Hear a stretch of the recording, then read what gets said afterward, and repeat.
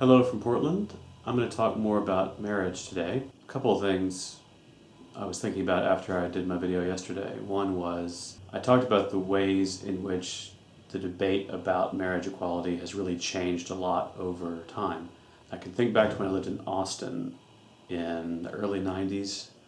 Austin became one of the first cities anywhere to approve domestic partner benefits. And Austin, even back then, was a pretty tolerant, open-minded, gay-friendly city, but it provoked a huge backlash. The idea of giving insurance benefits to unmarried partners was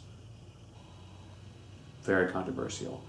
So there was a ballot measure, and we lost, I think badly, as I recall.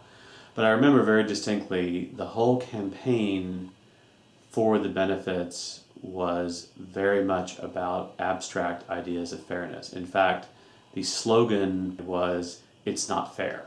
That was literally on all the signs, "It's not fair," which at the time I thought, I get what you're saying, but that sounds like something a child would say. It doesn't sound like a very effective political argument, and it wasn't. That was by no means unusual. The usual argument in those days was all about fairness and rights. And I agree with all those arguments. They're exactly the kind of arguments I find most compelling.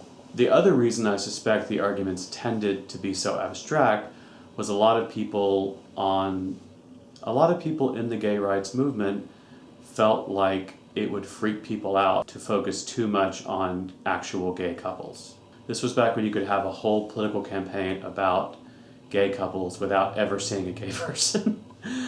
Because that was kind of considered too risky. But in the years since then, you have seen a lot more direct appeals based on individual stories, individual families, people appearing on camera with their kids, with their partners, with their parents and grandparents.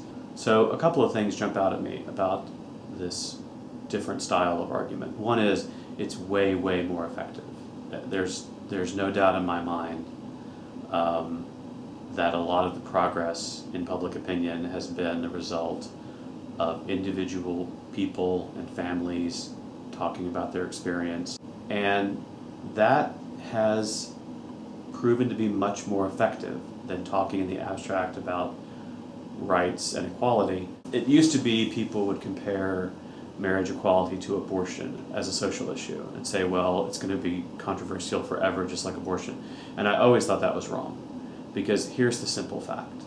I'm very pro-choice, but no one ever says, oh, I'm going to get an abortion. Congratulations. No one's ever said that. No one's ever thought it. An abortion happens, and abortion is necessary and should be safe and should be accessible.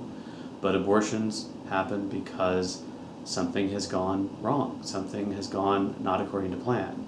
Whereas weddings, when you say, I'm getting married, people say congratulations. Their reaction is one of celebration, is one of goodwill.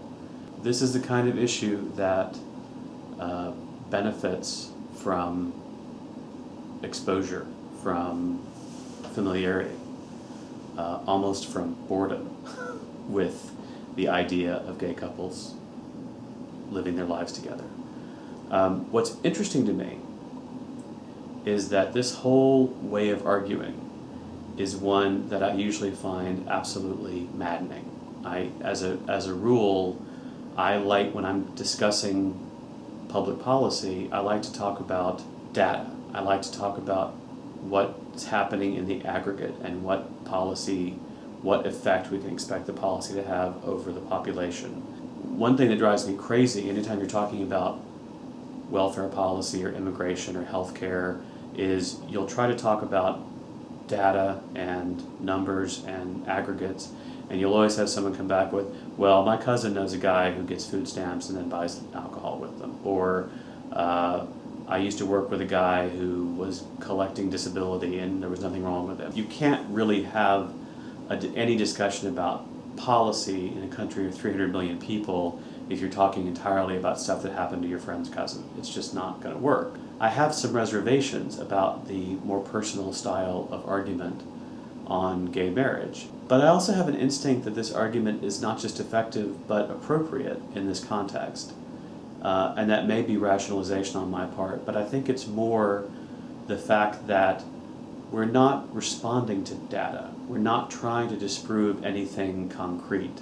There is no empirical case against gay marriage. There's just discomfort. And really the best response to that, the only response to that, is to say, here are people living their lives. They're a lot like you.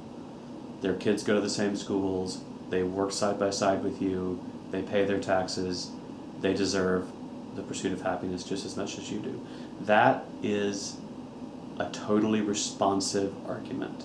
And I think the reason you see so much panic sometimes from people at the mere thought of discussing gay people in school or in a Boy Scout troop or in their office or whatever is that deep down, people who oppose gay rights understand that their beliefs really can't survive contact with actual gay people. That the only way to preserve their way of thinking is to isolate themselves and their kids from any contact with actual people who would completely refute everything they've been taught to think. So in a way, their closed-mindedness is sort of a rational defense mechanism. It's just that what they're trying to defend isn't worth defending. It isn't serving them. And the sooner they let it go and put it down, the better off we'll all be. Thanks for watching. I'll see you tomorrow.